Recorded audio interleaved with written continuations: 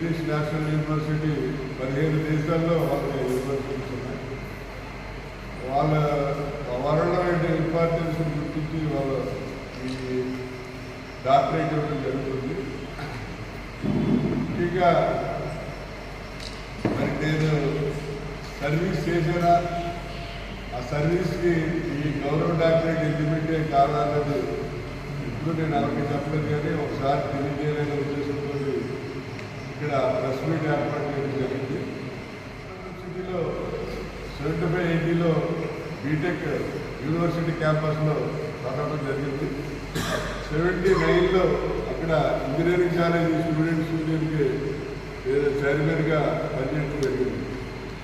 ఆ టైంలో యూనివర్సిటీ అంతా కూడా ఎక్కువ గొడవలు ఆడుతుంటుంది. మా టైంలో కూడా మేము చేసిన గొడవలకి యూనివర్సిటీ 3 months క్లోజ్ అయిపోయింది, కంప్లీట్గా క్లోజ్ చేసేది. ఆ తర్వాత రాజమండ్రి వచ్చి ఇక్కడ పేపర్లో ఇంజనీర్గా జాయిన్ అవ్వడం జరిగింది.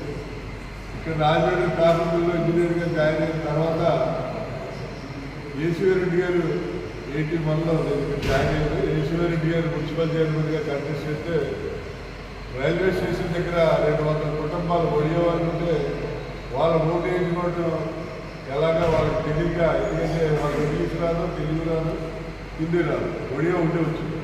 సో ఒడియా వాళ్ళు ఓట్లు ఎలా వేయించాలంటే పేపర్ బిల్లు ఒడియా పనిచేసిన వాళ్ళు ఉంటారు కాబట్టి వాళ్ళ ద్వారా చేయించంటే పేపర్ బిల్లు ఎవరున్నారు మనవాడు చూస్తే విశ్వేశ్వరెడ్డి ఉన్నాడని చెప్పి నాకు మంచిది ఆ ఒడియా వాళ్ళ ద్వారా ఓట్ల చేయించుకోవడం జరిగింది. ఆ రోజు నుంచి కూడా ఈశ్వరెడ్డి గారు పోవడానే తిరుగుతున్నారు, ఎందుకంటే ఆయన ఎడ్యుకేషన్ లేదు, ఆయన 3వ తరగతి చదివారు, ఇంగ్లీష్ చదవడం మాట్లాడుతున్నాం బాగా. అందువల్ల అసలు వదిలేవాడు కాదు, పోవడాన్ని పెట్టుకుని మరి రాజకీయంగా ఇప్పుడు ఆయనకి అన్నింటికీ అధికారే ఏ కార్యక్రమం చేసినా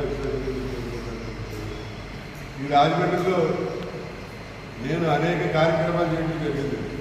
ఎందుకంటే చాలామంది రాజకీయ నాయకులు ఈవేళ రాజమండ్రిలో ఎమ్మెల్యేలు చేశారు, ఎంపీలు చేశారు, మంత్రులు చేశారు. ఎవడు కూడా సొంత డబ్బులతోటి ఒక బస్ స్టాండ్లో కట్టించారు, లేక ఉగ్రరావులను సొంత డబ్బులతో కట్టించారు అనే నాయకులు ఎక్కడా లేదు. అలా మోహన్పల్లి కాలనీ అని చెప్పి నేను రాజమండ్రిలో అక్కడ కట్టించడం జరిగింది. అలాగే ఇందిరానగర్ కాలనీ చిన్న చిన్న గుడులు వేసుకుని చాలా దుర్భరంగా ఉండేవారు. అటువంటి దాని కోసం 42 సార్లు ధర్నాలు చేసి మున్సిపల్ ఆఫీస్ సబ్కలెక్టర్ అక్కడ ఇందిరానగర్ కాలనీ నిర్మించడం జరిగింది. ఆ ఇందిరానగర్ కాలనీ ఈవేళ రాజమండ్రిలో మనం దారుణంగా ఉంటుంది. అలాగే రాజీవ్ గాంధీ నగర్ ఉంటుంది, రాజేంద్ర నగర్, ఆ ఎన్ని ఇల్లు తీసేస్తే వాళ్ళందరికీ కూడా సింహాచల నగర్లో వాళ్ళందరికీ ఇల్లు. అలాగే పల్లీలు గోదావరి కృష్ణానగర్లో అవన్నీ తీసేయాలంటే వాళ్ళందరికీ ఇక్కడ ఆర్ఎంపీ వచ్చిన వాళ్ళందరికీ ఇల్లు జరిగింది.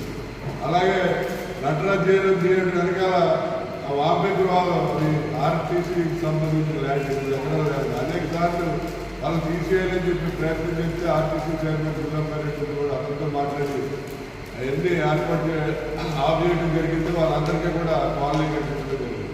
అలాగే ఆదరణ దిబ్బ మీద పెద్ద